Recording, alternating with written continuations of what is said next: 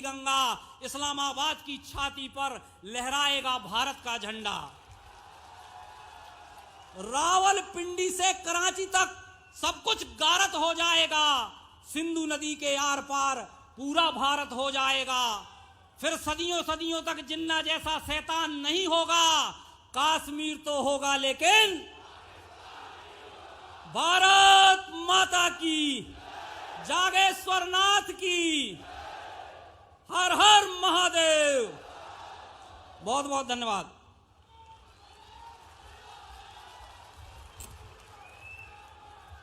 बहुत बहुत धन्यवाद माननीय इस सभा में ऊर्जा का नवीन संचरण करने के लिए। और अब हम आग्रह करते हैं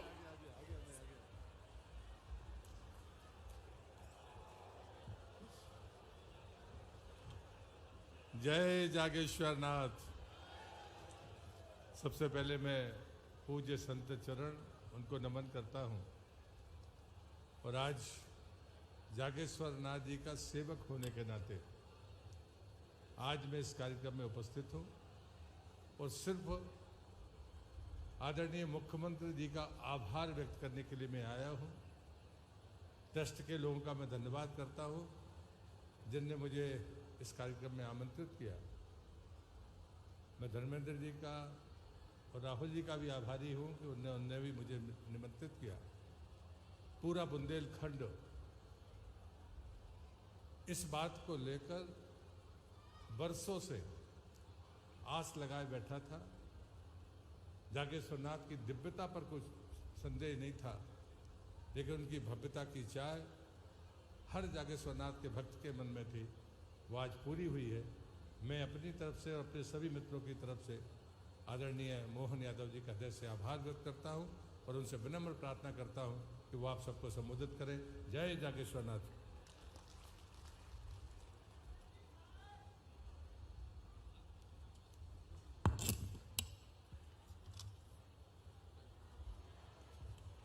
आप सभी की करतल ध्वनि के बीच आइए अभिनंदन करें, स्वागत करें और आग्रह करें मध्य प्रदेश के यशस्वी मुख्यमंत्री डॉक्टर मोहन यादव जी का। और आग्रह करें कि आज के इस अवसर पर सभी शंकर भगवान की, हर हर महादेव। जागेश्वर भगवान की। आज का ये वाकई आज तो अद्भुत का दिन है। बुंदेलखंड में हमारे बीच यशस्वी मंत्री माननीय प्रहलाद सिंह जी पटेल, आपके पूर्व सांसद भी है। जोरदार अभिनंदन करो माननीय मंत्री जी का, जिनके नेतृत्व में लगातार जलगंगा संरक्षण अभियान अलग अलग मंत्रालय के माध्यम से, लेकिन आपने पवित्र काम किया है। 50 से ज्यादा पवित्र नदियों के उद्गम पे जाकर के आज जब जागेश्वर धाम का हम नए निर्माण का संकल्प ले रहे हैं, तो कई पवित्र नदियों का जल से भगवान का अभिषेक किया, अभिनंदन किया, यह संकल्प पूरा हुआ।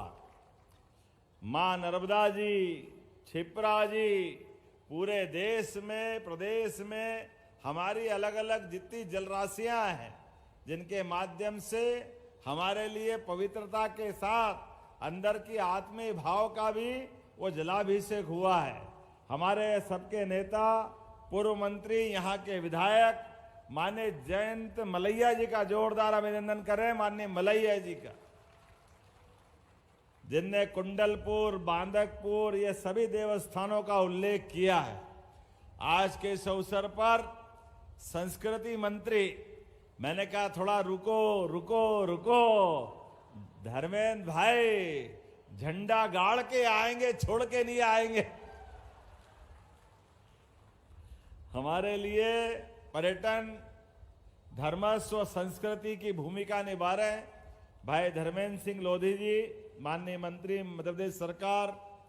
इस अवसर पर पशुपालन मंत्री आपके अपने इस दमोह से आते हैं, माननीय लखन पटेल जी, जोरदार अभिनंदन इनका भी इस बात के लिए। गौशाला, गौमाता, ऐसे सभी विषय को लेकर के अच्छे ढंग से हम लगे हैं। माननीय सांसद, यहाँ के हमारे जुझारू नेता राहुल लोधी जी, जोरदार अभिनंदन राहुल भाई का भी। इस अवसर पर माननीय विधायक श्रीमती उमा देवी खटीक, आपका भी स्वागत अभिनंदन है। हमारे जिला अध्यक्ष श्याम शिवहरे जी, आपका भी स्वागत अभिनंदन है। माननीय बाबा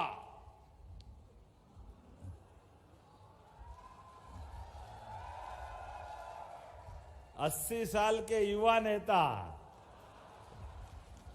क्या बाबा हमारे श्रीमान रामकृष्ण कुसमोरिया जी, यहाँ की जिला पंचायत के अध्यक्ष बहन रंजीता गौरव पटेल जी, जिला पंचायत के उपाध्यक्ष श्रीमती मंजू धर्मेंद्र कटारिया जी, इस अवसर पर पूरा मंच में आप सबके माध्यम से जोरदार अभिनंदन करो हमारे आज के इस पवित्र संकल्प की पूर्ति के लिए।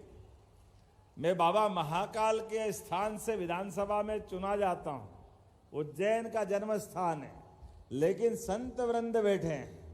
आज के इस आभा मंडल को देख करके इंद्र के भी दरबार में खलबली मची होगी, उनको भी ईर्ष्या हो रही होगी। सारे संत वृंद को दोनों हाथ जोड़ के प्रणाम करता हूं। हमारे बाबा जोगेश्वर धाम स्वयं प्राकट्य जिनका हुआ है, कई कई कारण से, सच मानो हमारे ज्योतिर्लिंग की एक तरह से आभा का एहसास कराता है बाबा जोगेश्वर धाम का ये पवित्र मंदिर।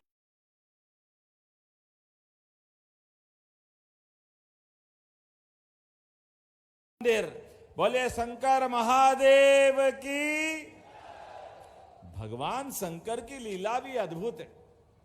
उनके जीवन का पल पल क्षण क्षण उनकी पूरी आभा कीर्ति अपने लिए कई सारे आशीर्वाद दे करके, कई सारी बातों को वो आज भी संदेश दे करके हम सबको अपनी उस पवित्र आत्मा से इस लौकिक दुनिया में अलौकिक होते हुए भी सांसारिक दृष्टि से संदेश देती है। भगवान महादेव की लीला क्या अद्भुत लीला है उनकी। परिवार के अंदर आप भोले महादेव, सारे के सारे देव, लेकिन हमारे महादेव हैं, देवों में भी जो समान रूप से पुजाते हैं और असुरों में भी पुजाते हैं, जिनके जीवन में कोई फर्क नहीं है, सबको अपने साथ लेकर के सबके साथ चलने का, सबका साथ सबका विकास यशस्वी प्रधानमंत्री का जोरदार अभिनंदन करो श्रीमान नरेंद्र मोदी जी का, जिनका ये संकल्प हमको महादेव के साथ खड़ा दिखाई देता है। यशस्वी प्रधानमंत्री के नेतृत्व में आज बदलते दौर में दुनिया भी अब भारत के पुरुषार्थ से, पराक्रम से, विकास से, योजनाओं से, सरकार के संचालन से दुनिया के विश्वमान्य नेता अगर कोई है तो यशस्वी प्रधानमंत्री श्रीमान नरेंद्र मोदी जी है। हमें इस बात का आनंद है, जिनके नेतृत्व में वो हमारा बनारस का बाबा विश्वनाथ का धाम क्या आनंद से जगमगाता है। बोले बाबा विश्वनाथ की। और उनका वो धाम छोड़ो, जहां जहां हमारे सनातन धर्म के सभी देवस्थान, और अब तो अयोध्या में क्या भगवान राम का मंदिर जगमगा रहा है। हमारी अपनी वो प्राचीन संस्कृति, अयोध्या मथुरा माया काशी कांची अवंतिका पुरी द्वारावतिश्चैव सप्तैते मोक्षदायिका, ये 7 पवित्रतम नगरियां हैं जो हमको अपने जीवन के बाद सीधे मोक्ष से जोड़ती है। ऐसे प्रत्येक धाम को आनंद में और सरकार के साथ सनातन संस्कृति पे आनंद के साथ डूबने का मौका अगर कोई दे रहे हैं तो यशस्वी प्रधानमंत्री के शासनकाल में दे रहे हैं।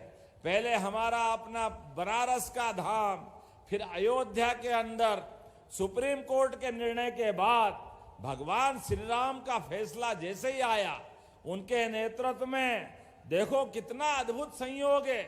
पूरा देश, जैसे अयोध्या का फैसला आया, क्या हिंदू क्या मुसलमान, वो मुस्लिम बंधु जिनने वो मुकदमा लगाया था, जिनने 70 साल तक प्रकरण चलाया,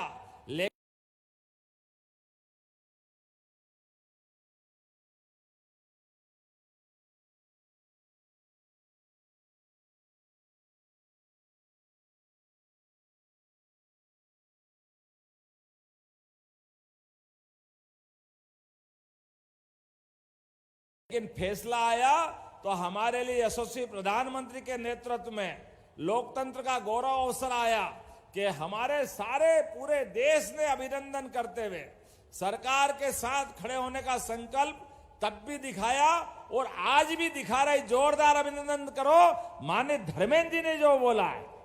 पाकिस्तान की घटना के बाद क्या कश्मीर के अंदर जो घटना घटी और सारे धर्मों के लोगों ने मिलकर के जो संकल्प लिया कि हमारे देश का दुश्मन वो हम सबका दुश्मन, सारे धर्मों के लोगों ने मिलकर के, सारे दलों ने मिलकर के जो वर्तमान में एकजुटता दिखाई है, सारा विश्व लोकतंत्र के इस खूबसूरती से आश्चर्यचकित भी है और आनंद से यशस्वी प्रधानमंत्री की सरकार की कीर्ति बढ़ा रहा है। लेकिन जब मैं आपसे बात करने आया हूं जागेश्वर धाम पर, तो अद्भुत लग रहा है, कितना बड़ा भव्य धाम बना है, क्या आनंद आएगा। मैंने धर्मेंद्र जी से कहा था पर्यटन विकास निगम से योजना भले ही बन जाए, लेकिन पर्यटन विकास निगम से हमारे क्षेत्र के लोगों को ये रोजगार भी मिलना चाहिए, उनकी जिंदगी बेहतर होना चाहिए। हमारे प्रत्येक धार्मिक पर्यटन के स्थान, धार्मिक तीर्थाटन के स्थान, जो श्रद्धा तो रहेगी, लेकिन हमारे गरीब आदमी के लिए फूल वाला, प्रसाद वाला, कोई और छोटा मोटा काम करने वाला, एक एक व्यक्ति के जीवन में ये बड़े केंद्र बन करके मुझे इस बात की प्रसन्नता है। जागेश्वर धाम के उस प्रस्ताव में जिसका पूजन हुआ है, भूमि पूजन, बहुत जल्दी पूरा धाम बन करके आनंद के साथ ये अलौकिक तीर्थ बनेगा, अलौकिक तीर्थ। इसके लिए यहाँ के ट्रस्ट के लोगों को, जिला प्रशासन को, सारे जनप्रतिनिधियों को ये भौतिक रूप से तो निर्माण होगा, लेकिन भौतिक रूप से फिर आध्यात्मिक रूप से भी, शैक्षणिक रूप से भी, रोजगार मूलक भी सारी व्यवस्थाओं की चिंता होना चाहिए। मुझे इस बात की प्रसन्नता है, हमारे हाथों से तो भूमि पूजन हुआ है, लेकिन जो धनराशि की जरूरत पड़ेगी सरकार पूरी धनराशि देगी इस पूरे प्रकल्प के लिए, और कम पड़ेगा तो वो भी देने के लिए तैयार है, कोई तकलीफ आने वाली नहीं। हमारे जागेश्वर धाम का आनंद आना चाहिए। जब मैं भगवान शंकर के परिवार की तरफ देखता हूं तो हमारे परिवार में भी छोटे का भी क्या महत्व होना चाहिए। भगवान महादेव कहते कि मेरे सीधे पूजा मत करो, पहले गणेश जी की पूजा करो, फिर कार्तिकेय की पूजा करो, फिर माता पार्वती की पूजा करो, उनके गणों की पूजा करो। जब आप सब दूर से पूजा कर लो फिर महादेव को हाथ लगाओ, लेकिन उसके बाद भी महादेव कहते हैं और ठहरो, मेरे दर्शन करके तुमको पुण्य कम मिलेंगे, एक और देवता को याद करना, वो है भगवान विष्णु, जो हमको त्रेता में अलग रूप में भगवान राम के रूप में दिखाई देते और द्वापर में भगवान कृष्ण के रूप में दिखाई देते हैं। इसलिए वो कहते हैं पहले साक्षी गोपाल के भी दर्शन कर लो, जिनके घर गाय वो सब गोपाल। बोलो गोपाल कृष्ण भगवान की। इसलिए महाकाल के दर्शन करो, जागेश्वरी महादेव के दर्शन करो तो एक मंत्र बोलना पड़ता है, शिवाय नमः विष्णुवे नमः, शिवाय नमः विष्णुवे नमः। ये जब तक दोनों का स्मरण नहीं करोगे तब तक देवता का आशीर्वाद फलीभूत नहीं होता है। जब मैं आपसे बात कर रहा हूं तो ऐसे हमारे अपने महादेव, जागेश्वर महादेव के अंदर आज मैं जब गया, सच में मैं पहली बार आया, लेकिन ये पक्का कर लिया यहां बार बार आना पड़ेगा सदैव भगवान का आशीर्वाद लेने के लिए। जागेश्वर धाम में जैसे आया ऐसा लग रहा महाकाल मंदिर में आ गया, जागेश्वर और महाकाल में कोई अंतर नहीं लगा। क्या अद्भुत आभा है भगवान की, क्या आध्यात्मिक एहसास होता है, हमारा रोम रोम रोमांचित हो जाता है। ऐसा लगता है इन व्यवस्थाओं में डूब करके श्रद्धा और आस्था के इन केंद्रों से हमारी शक्ति बढ़ती, जनता के जन कल्याण का संकल्प पूरा होता है। जब जल संरक्षण अभियान की बात कर रहे हैं तो जल संरक्षण अभियान के माध्यम से पूरे प्रदेश के अंदर अभियान चलाया हुआ है। इसलिए आज हमने यहाँ के जलकुंड पे भी यहाँ प्रणाम किया। वाकई अद्भुत स्थान बना है। मैं जब आपसे बात कर रहा हूं तो मैं बुंदेलखंड को नहीं भूल सकता हूं। हमारी केन बेतवा नदी जोड़ो अभियान के माध्यम से बुंदेलखंड के किसानों की जिंदगी बेहतर करने के लिए, यहाँ रोजगार के अवसर उपलब्ध कराने के लिए, पीने के पानी के लिए उत्तर प्रदेश और मध्य प्रदेश की मिलकर ये पूरे बुंदेलखंड के अंदर हमारी केन बेतवा नदी के माध्यम से आने वाले समय में हमारे दमोह, पन्ना, छतरपुर, टीकमगढ़, सागर, पूरे बुंदेलखंड के अंदर आने वाले समय में पूरा बदलाव आएगा। हमारे बेरोजगार बच्चों के लिए हमारी सरकार ने रोजगार के कई संकल्प चालू किए। औद्योगिकरण के माध्यम से सभी प्रकार की इंडस्ट्रियां, हेवी इंडस्ट्रियां, मध्यम श्रेणी के उद्योग, लघु और कुटीर उद्योग और अब तो खेती आधारित उद्योग भी।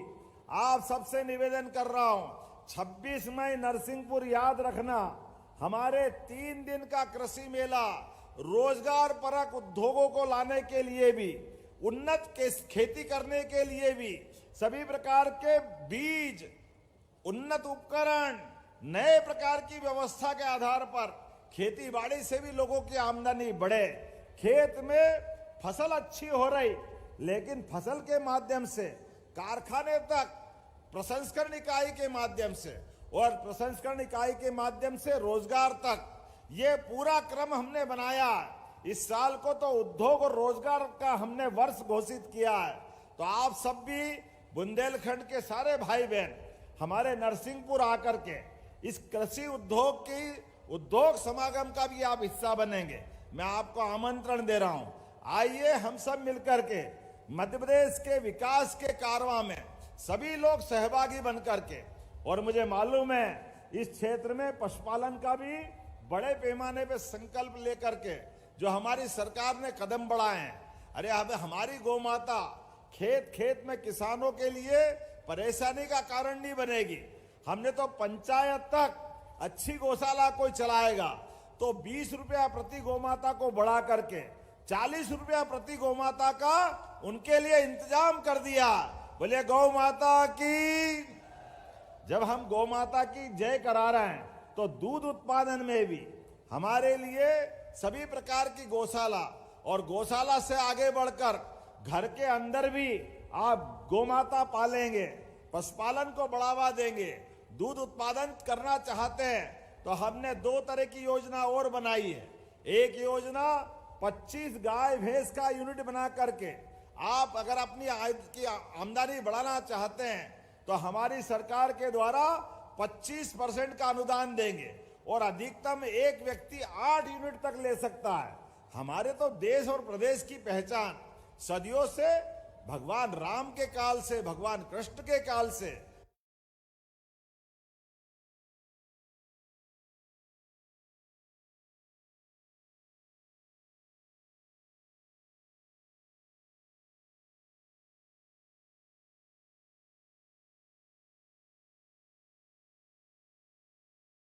महादाव के काल से सदैव यहाँ दूध और दही की नदियां बहती थी।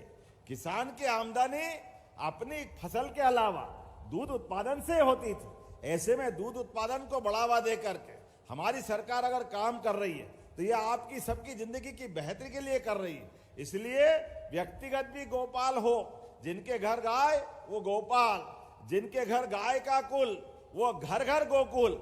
हमने संकल्प लिया है प्रत्येक अच्छे एक जनपद में वृंदावन गांव भी बनाने वाले हैं। वृंदावन गांव। बोलो कृष्ण कन्हैया लाल की। हमारी संस्कृति उनसे जुड़ती है। हमारे इस एक एक करके ऐसे बहुत सारे प्रकल्प हैं, लेकिन अभी तो समय की कमी है। लेकिन अभी हमने एक और संकल्प लिया है कि हमारे सभी नगरीय निकायों में गीता भवन भी बनाए जाएंगे। भगवान कृष्ण ने अपने मुखारविंद से 18 अध्याय की जो गीता का वचन दिया, जो पवित्र हमारे लिए धर्म ग्रंथ दिया, वो हमारे जीवन के सभी प्रश्नों का समाधान है। उसमें कौन सी चीज छूटी है? भगवान ने अपने ज्ञान से 18 पुराण, 4 वेद, सभी उपनिषद, सबका निचोड़ निकाल करके कर्मवाद की शिक्षा देते हुए जिस प्रकार से गीता अपने मुखारविंद से कही है, ये सच में दुनिया के अंदर अद्वितीय ग्रंथ है। गूगल में सबसे ज्यादा पढ़ा जाने वाला कोई ग्रंथ है वो पवित्र गीता है। मैं बधाई देना चाहता हूं आप सबको। हर नगरीय निकाय में जगह जगह गीता भवन बनाए जाएंगे। आज के इस अवसर पर बोलने के लिए तो बहुत कुछ है, लेकिन आज का दिन तो जागेश्वर धाम को भव्य तीर्थ स्थल बनाने के संकल्प का है। इसलिए आज के इस अवसर पर मैं आप सबको, भगवान के धाम को, आपका भी भाग्य और हमारा भी भाग्य, मंच के लोगों का भी भाग्य, परमात्मा ने कई जन्मों के पुण्य से हमको ये मौका दिया है कि आज इतना पवित्र संकल्प का आज भूमि पूजन हो रहा है। उम्मीद करेंगे बहुत जल्दी वो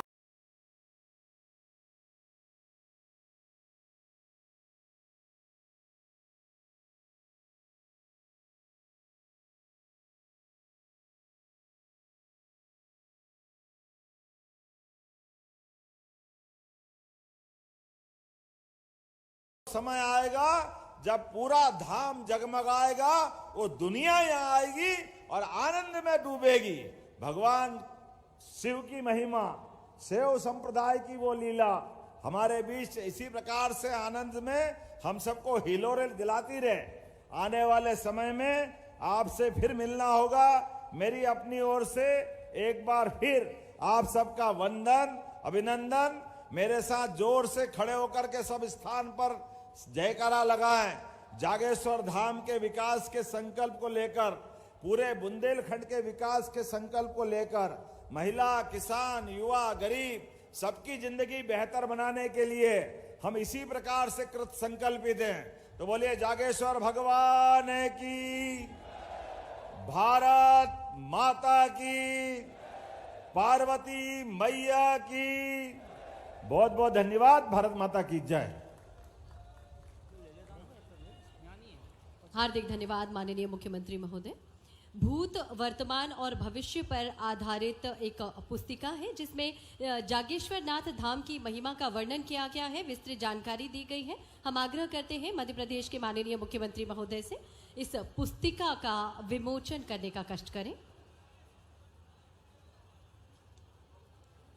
जागेश्वर नाथ धाम की महिमा पर आधारित ये पुस्तिका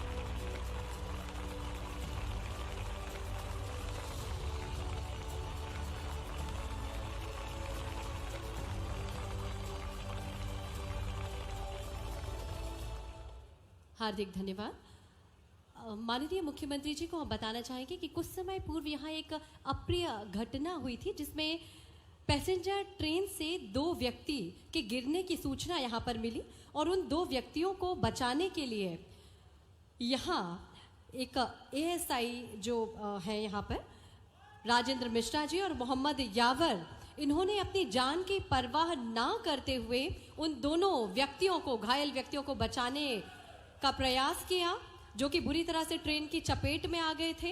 अपनी जान की परवाह किए बिना उन व्यक्तियों को बचाने में उन्होंने मदद की और ये अदम्य साहस का उन्होंने परिचय दिया और स्वयं घायल भी हुए। ट्रेन की चपेट में आने से उन्होंने अपना बायां हाथ गंवा दिया। उसके बाद भी बिल्कुल भी डरे नहीं, घबराए नहीं और आज मौका है जब माननीय मुख्यमंत्री जी ऐसे बहादुर को सम्मानित कर रहे हैं, प्रशस्ति पत्र और मेडल भेंट कर रहे हैं। मोहम्मद यावर खान जो कि डायल 100 के ड्राइवर थे उस वक्त और श्री राजेंद्र मिश्रा एएसआई जिन्होंने अपनी हाथ भी गंवा दिया था इस घटना के समय।